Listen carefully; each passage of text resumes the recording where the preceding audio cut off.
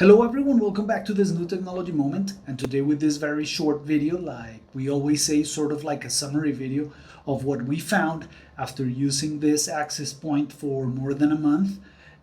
This is the ECW520 from EnGenius. Like I said, we tested it for almost a month in a real life scenario where, even though not at its limits, gave us a very good idea of how good these access points are. Cloud-based, triple band in the 2.4, 5, and 6 GHz spectrum, making it ideal for demanding scenarios where there is a high convergence of Wi-Fi clients, hence its designated 2x2x2 Wi-Fi antenna configuration. It is stated by the manufacturer that this unit can support up to 500 users, which is quite good. However, it is not clear per radio which one is such distribution of clients. It includes just the two rail supports that can be used on wall, and of course will let you install it wherever you want. You can install it with a 12-volt power adapter, as you can see right here, or you can use a power over Ethernet switch to provide electricity to the access point. You can also, of course, connect it using a power over Ethernet enabled 2.5 gigabit Ethernet switch, which is the best alternative, or to a normal 1 or 2.5 gigabit Ethernet switch using a power injector, a very common alternative, as 2.5 gigabit Ethernet switches capable of PoE may be far more expensive.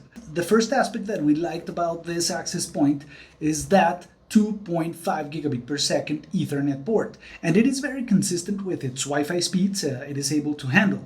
Multi-link operation, or MLO, is available and worked very well in all our tests. Even though this access point is supposed to draw about 25 watts of power, being at a real-life scenario, it never surpassed 15 watts. Of course, this was using a power injector and never close to 500 clients, which may take the processor to its peak. Temperature, however, was a bit high, as it has been a common issue in powerful Wi-Fi 7 access points. A power injector, by the way, gigabit Ethernet, that most of the times will do the job for higher speeds, in this case 2.5 gigabit Ethernet. The second aspect that we enjoyed was the very complete and thorough web interface of the EnGenius Cloud Administration Console, which is incredibly useful.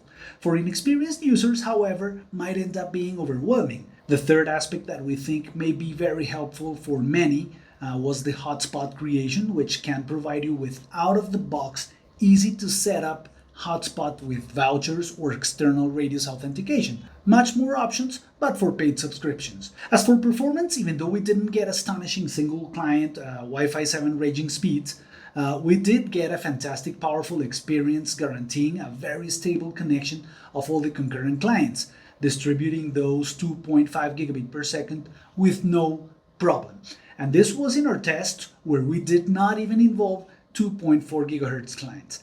Good connections in all its frequencies, so about that, an access point that handles very well clients of older Wi-Fi standards. Okay guys, thanks for watching our videos. Remember that the whole idea with this is to share with you the experience that we had with this fantastic access point. So if you're in the decision-making process of getting a powerful Wi-Fi 7 tri-band access point, you make an informed decision. See you next time.